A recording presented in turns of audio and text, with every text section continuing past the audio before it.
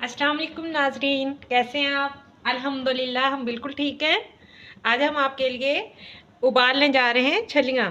तो छलियाँ उबालने तो बहुत आसान समझते हैं सब लोग, आसान तो है लेकिन थोड़ा डिफरेंट है और इससे इसके टेस्ट में बहुत ज़्यादा इजाफा हो जाता है।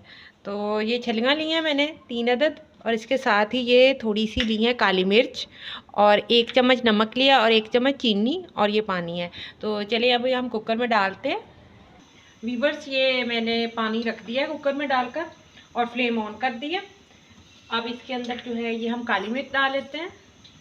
काली मिर्च इसलिए डाली है कि इससे ना थोड़ा सा जो इसकी बादी है वो दूर हो जाएगी छलियों की, और नमक से इसके अंदर टेस्ट आएगा।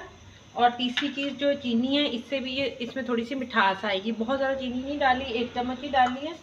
इसके साथ ही जो बेकिंग पाउडर है ना, वो ऑप्शनल है।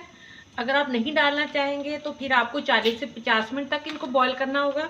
और अगर आप आधा चम्मच बेकिंग पाउडर डाल देंगे तो फिर आप ये आधे घंटे में ही गल जाएंगी।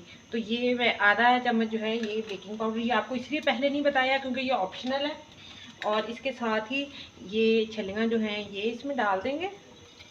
और पानी देखिए मैंने खुला डाला है ताकि जो है आधे घंटे में ये पानी खुश्क ना हो जाए। और अब हम इसका ढक्कन बंद कर देते हैं।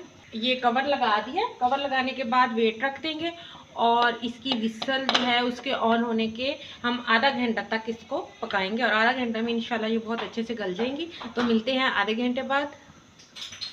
वीवर, इसको आधे घंटे बाद मैंने खोला था तो ये क्योंकि छलियाँ थोड़ी सख्त थी तो आधे घंटे बाद भी ये नहीं हुई थी, तो मैंने और टाइम लगा दिया।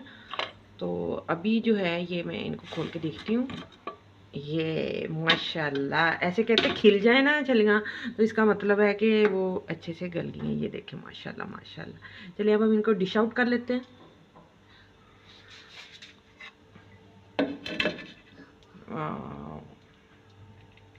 बहुत बहुत अच्छी सॉफ्ट हुई हैं और इनका टेस्ट भी जो है ना, क्योंकि इसमें चीनी भी डाली है उसकी वजह से बहुत अच्छा इनका टेस्ट है ना माशाल्लाह से। तो अभी आप इनको गरम गरम छली को ये हम नींबू लगा के और चाट मसाला लगा के ये ऐसे आप सर्व करें तो इंशाल्लाह आपको बहुत ज़्यादा पसंद आएगी हमारी आज की रेसिपी। हमारे चैनल को लाइक और सब्सक्राइब करना मत भूला करें। आज के लिए इतना ही, दुआओं में याद रखिएगा। अल्लाह हाफिज़।